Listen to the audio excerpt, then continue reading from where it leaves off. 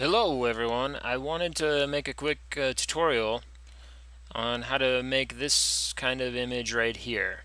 It's like a dispersion splatter effect that's pretty popular right now and everyone wants to know and how to do it. And it's pretty easy. You can do it in 3 layers and it's fun, and once you learn how to do it you can kind of play around with it and make it your own thing and have fun with it. So I know I'm going to show you one way on how to do it. I know there's a couple ways, but I don't know.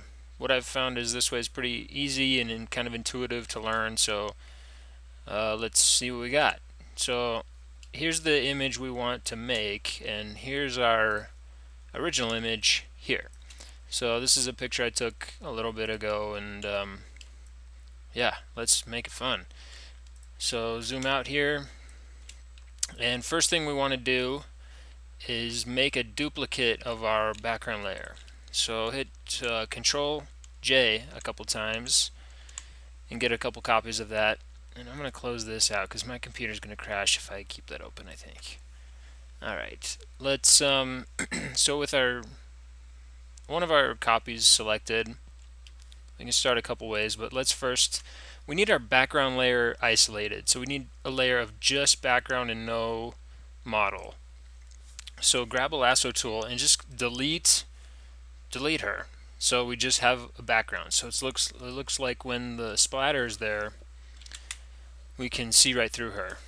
Does that make sense? And just use the content aware fill. That's Shift F5 to do this.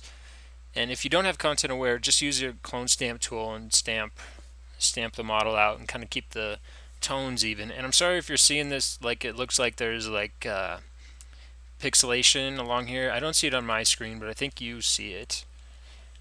But it's just a crappy screen recorder. But okay, so there's our background that we can work from. It's not perfect, but it's good. So what we want to do now is select our model and make a couple layers of her. So grab your magic wand tool, and that's the W key. If you don't have it, quick selection is what we want. And then just paint in the selection you want, which is her.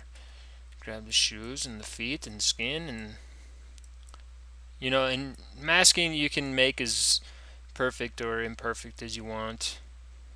Doesn't matter. I want to make this quick, so we'll make it simple.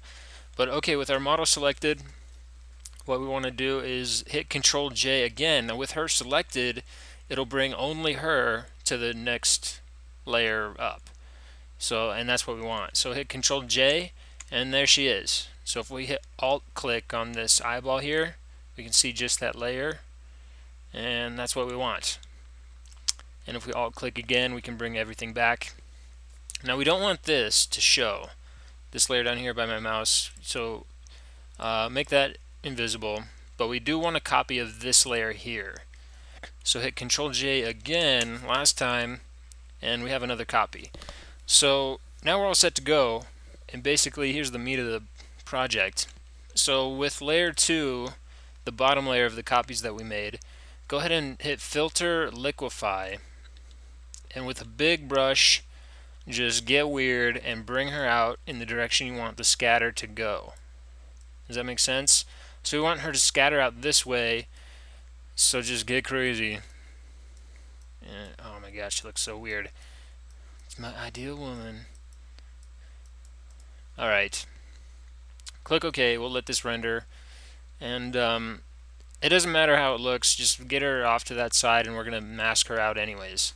So with that layer selected, click the layer mask icon down here, and it's filled with white now, so just hit Control I to invert that and hide her. So that's good. So now with that done, let's go up to our other layer that we made and make another mask. So with that one white, what we're going to do now is paint in the splatter with our brushes. So I have it all selected already, but if you don't, go here to the brushes, load your splatter brushes, and if you don't have any, you can use square brushes. It looks pretty cool if you mess with the settings, but just click load brushes from a set you've downloaded or whatever. And I don't know, maybe in another tutorial I'll help you find some of those. But okay, with our brush selected, we're good to go. change the size with your bracket keys. So we want about that size, and then just click. Make sure you have black as your foreground color, and then just click around. And don't click and drag because you'll make it look, weird and like a pattern. So hit Control Z to undo that. Just to make variations, just grab another brush, and then click again, and then you can bring up your brush palette, even kind of change the direction, and just make it look to your liking. So change the size, click again, and just make this look however you want, as little or as much. And I'm going to click, do this for a bit. I keep selecting the same brush, I think. I don't know why I'm attracted to that one. Let's do, I don't know, this one. Change the direction. And I know I just did what I said not to do, but I'm trying to make this quick. Oh my god, too much. Control Z. And small ones on her face, because I want her face to, whoops. I'll zoom in, zoom out. Alright. So that's okay, and it's not great, but you get the idea. And basically, with this other layer, we want to do the same thing, just opposite. So on the black, we want to paint with white. So grab your brush, hit these arrows to switch them out, or hit X as your shortcut to switch those out, and then just click again and paint. So basically, that's it. And what we're doing is revealing, Control Z, revealing that layer we liquefied, and making that layer show up. So if you want to see, you can alt click on the mask to kind of see what you're doing. So I click and I paint with white, and it reveals that layer. So kind of adjust here, get a look that we want, make it big, splatter out. Let's see what else we got.